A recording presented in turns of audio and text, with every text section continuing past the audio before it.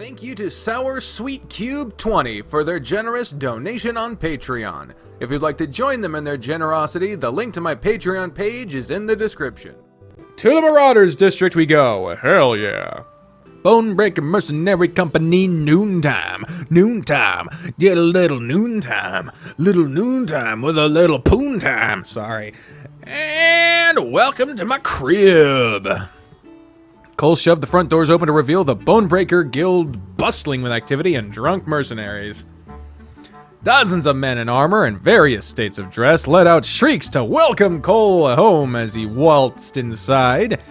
Artemy and Sid followed closely behind, gaping at the rowdy and disorganized sight.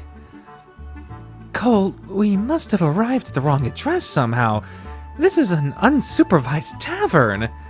Hey, don't let Papa hear you say that. He's still super proud of buying and renovating this old shack into our headquarters. Sid shyly waved at the laughing mercenaries and admired the various weapons ebbed into the bar walls and tables. Wow, this is just like those bard tales. The Bonebreaker's reputation is spot on. He blinked and suddenly realized most of the mercenaries were wearing rather revealing loincloths and harnesses, similar to Cole. Sid flushed and shuffled behind Artemy with like a timid child. Is there a dress code that I'm supposed to follow, or...? No, Papa lets us wear whatever we want. He does encourage us to leave a striking impression, though, if you know what I mean. Artemy stared at the men in the bar with concern. Discipline is rather lax here. That is a horrifically unhealthy amount of alcohol at such an early hour. Papa's a pretty laid-back guy. The boys work real hard most of the time, so he lets them relax and party hard when they have the time. What's the point of all that effort if you're not going to enjoy yourself later, right? I suppose I see the logic in that. Y'all need to relax.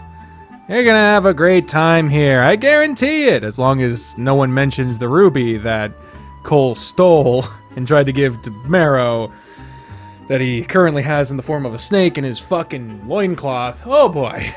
Cole laughed and gave them both friendly slaps on the back before approaching the bar. Hey boys, how's it going? Y'all know where Papa or Hamish are right now? One of the mercenaries greeted Cole with a buzzed chuckle. Alright, I'm headed to the supply closets a little earlier. The captain was getting real flirty with Hamish. The usual shit, you know. Cole scowled and let out a groan. The supply closets? They're not seriously. Did Papa forget that he promised to help train my new adventuring party today? Probably. You know how your old man gets when he's in the mode. Runs in the family, eh? The men laughed and gave Cole a good-natured hair tussle. Sid and Artemy approached Cole awkwardly. Is something the matter, Cole? Cole muttered under his breath in annoyance. Nope. Everything's fine. I'll just hang out here for a bit. I'll go find Papa. Papa's balls deep in Hamish somewhere.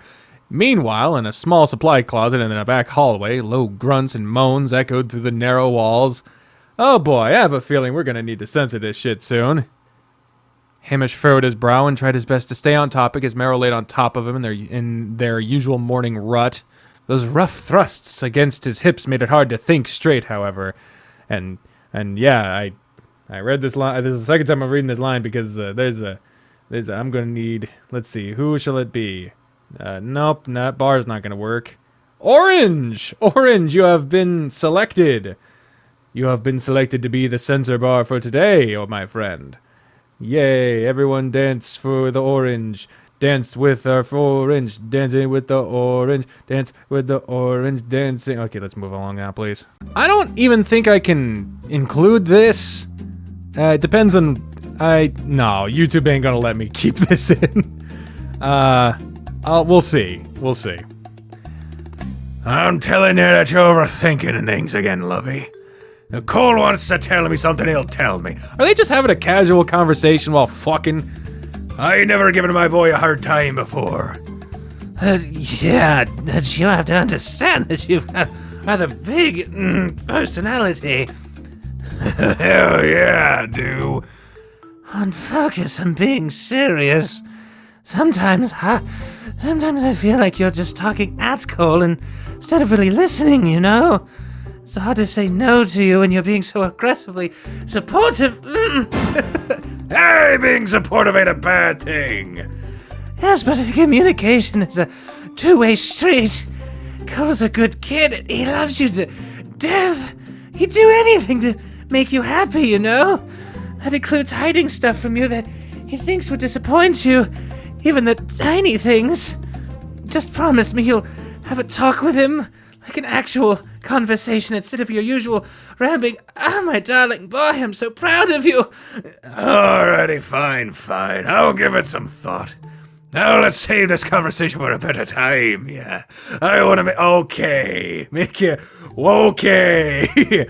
Amos let out a squeal as a particularly hard thrust grinded into his prostate, making him see stars. His warm... Okay, moving on.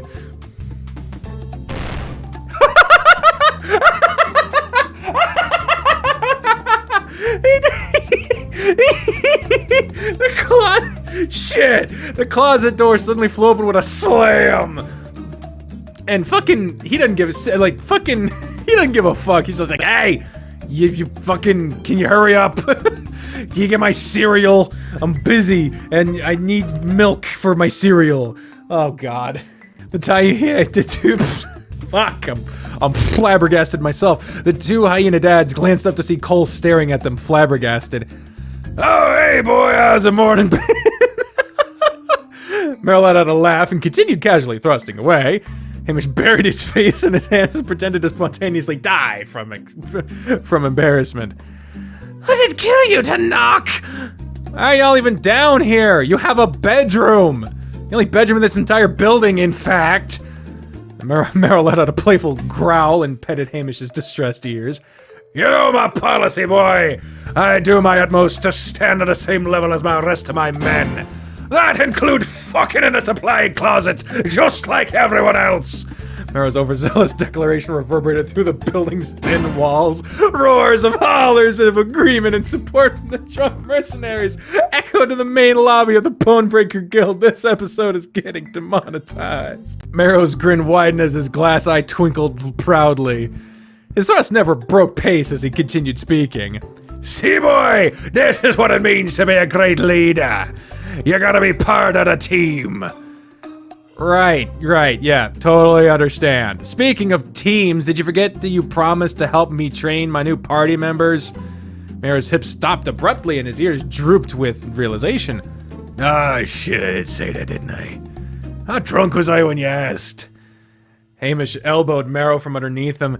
I reminded you this morning, you big oaf. Did ya? I don't remember that.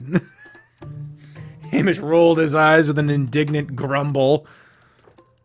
You were too busy flirting and groping my ass. Then you dragged me down here for a quickie, even though there's still paperwork I needed to finish. Papa, you always say it's a quickie, but you always end up going at it forever. Merrill scratched his head awkwardly. Yeah, sorry, my boy. We'll probably be at this for a while. You ain't coming back with your crew in about an hour. I promise you I'll get the sparring room set up by then. Cole glanced and groaned and rolled his eyes. Fine. You two have fun, I guess. With a huff, he slammed the door shut. Dots. More dots. Lovey, you're not mad at me, are you? We're putting a lock on that fucking door. Oh my God, that was probably the funniest fucking scene that included sex that I have read in almost any of these fucking games. That was lovely. That was fantastic. When Cole returned to the main lobby, he found Artemy and Sid in awe as they watched one of the Bonebreaker mercenaries juggling 6 unsheathed daggers with ease. Okay. Another mercenary was making moves on Sid and offering to teach him his sword-swallowing trick. Cole sighed as he approached them. Huh? Why would I need to take off my... Sid caught sight of Cole and waved enthusiastically. Oh, hey, boss! Did you find Marrow yet?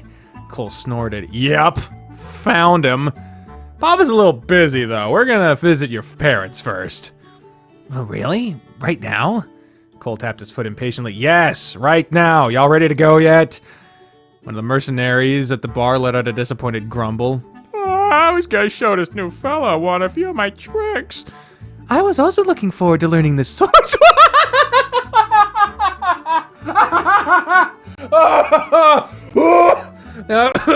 I was also looking forward to learning the sword swallowing technique. It sounds Fascinating. Mercenary men all chuckled to themselves and patted Artemy on the shoulder sympathetically. Sorry, sweetheart, I'm afraid you don't have the right equipment for it. Hey, I'll back off a little, will ya? You're gonna scare off my new crew. Don't even worry about it, boss. Everyone here's been super nice.